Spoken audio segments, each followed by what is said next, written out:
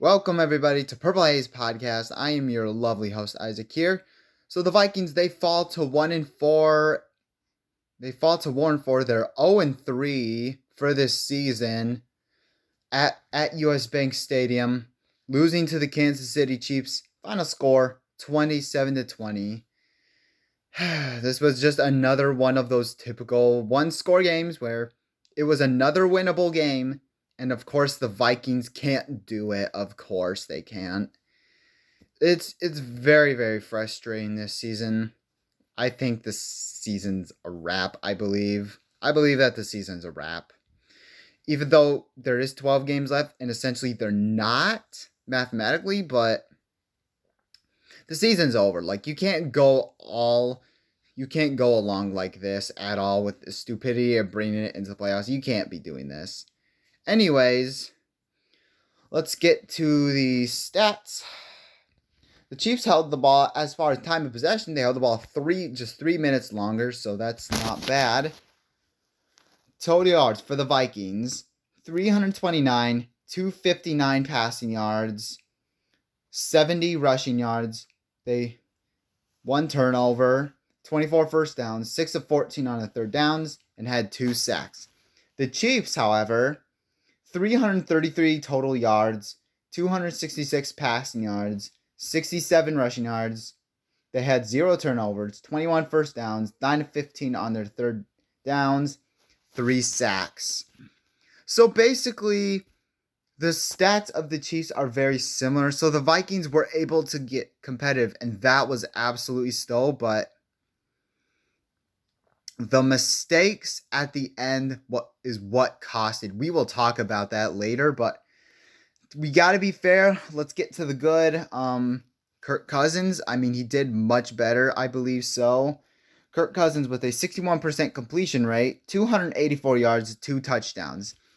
He could have had a bigger completion percentage, had at least one more touchdown, and it would have had more yards if it wasn't for those drop passes. As much as the drop passes were happening, I felt like Kirk Cousins was still hitting his receivers though.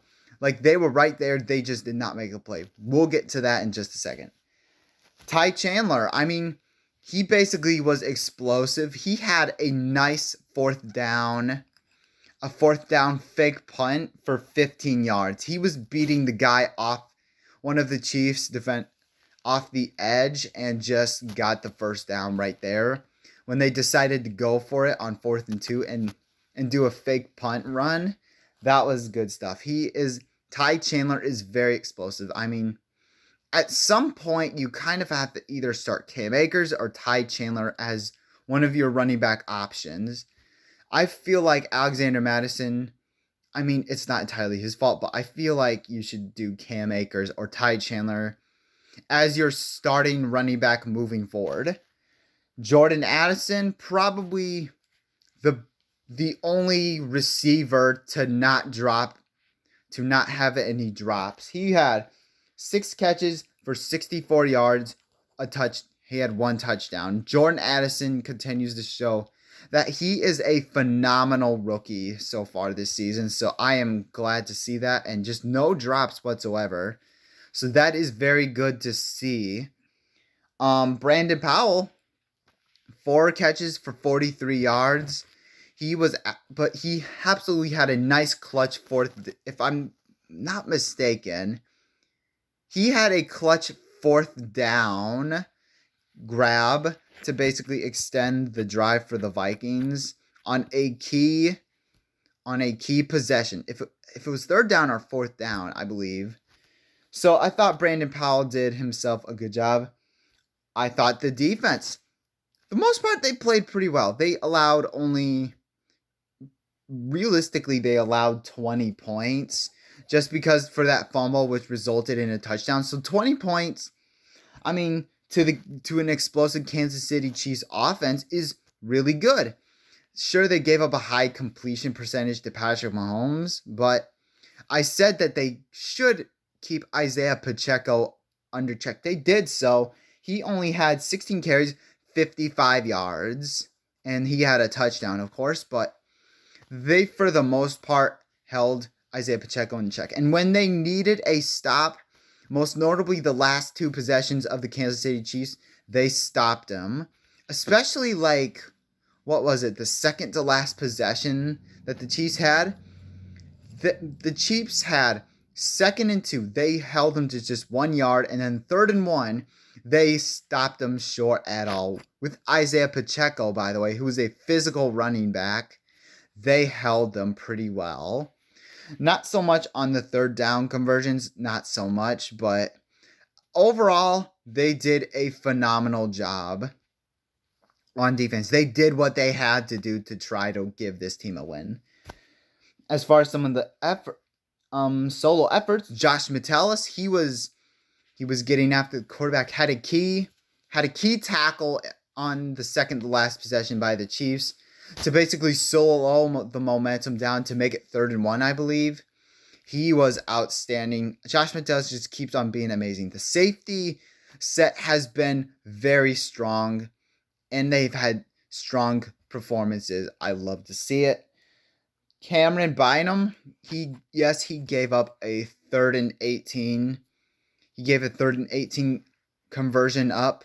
But regards to that, he made up for that by getting a key pass breakup. Basically, I don't remember what it was, but Cam Bynum, I thought he played outstanding too. He keeps on being amazing. Marcus Davenport, he is improving a lot. I like that.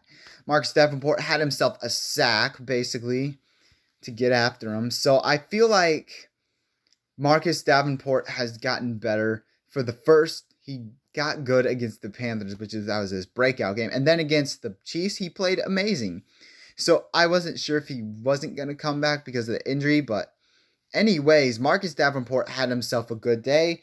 Alongside the opposite end, Danielle Hunter had himself a sack. Both combined for 2 sacks. Danielle Hunter just keeps on finding sacks.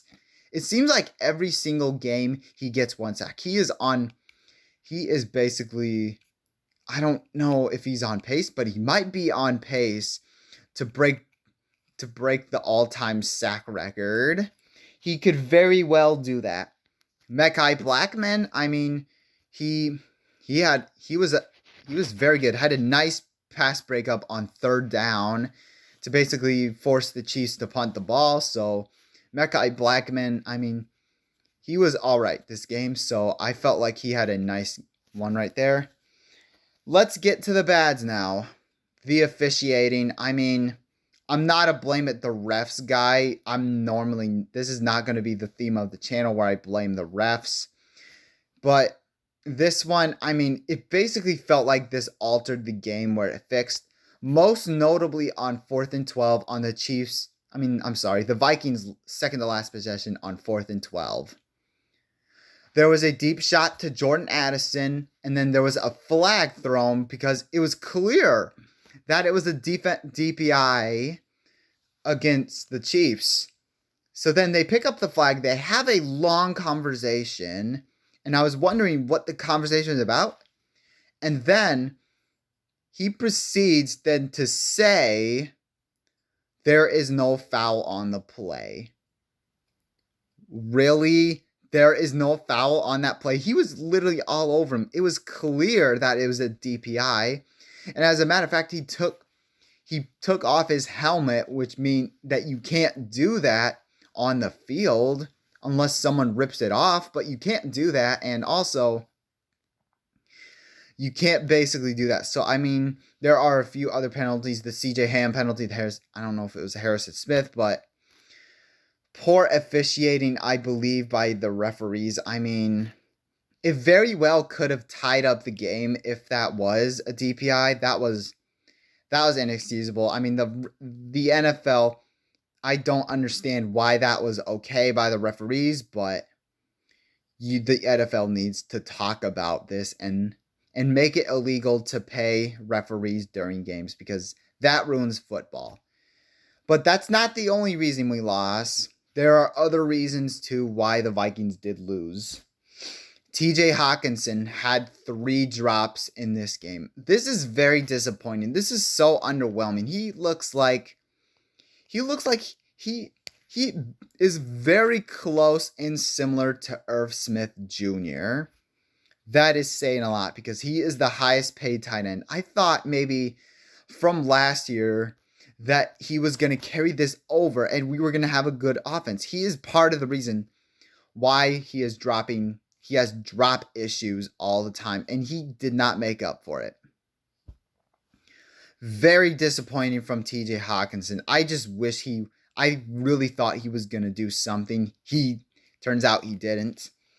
Josh Oliver, I mean, dude, he had a wide open drop, which he was open on a fly route and he dropped it. And also, not to mention, on the first play of the first drive, I said you need to take care of the ball. What happens on the first drive? Kirk Cousins hits Josh Oliver on a pass for a first down and more, and he dropped it and fumbled the ball. Recovered by Kansas City, which they used that to then score a touchdown.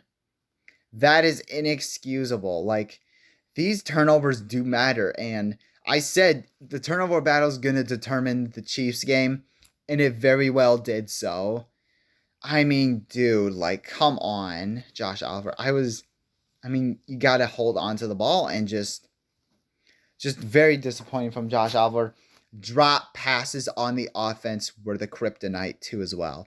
Drop passes, I basically said the Hawkinson had 3 drops. Jefferson had a drop.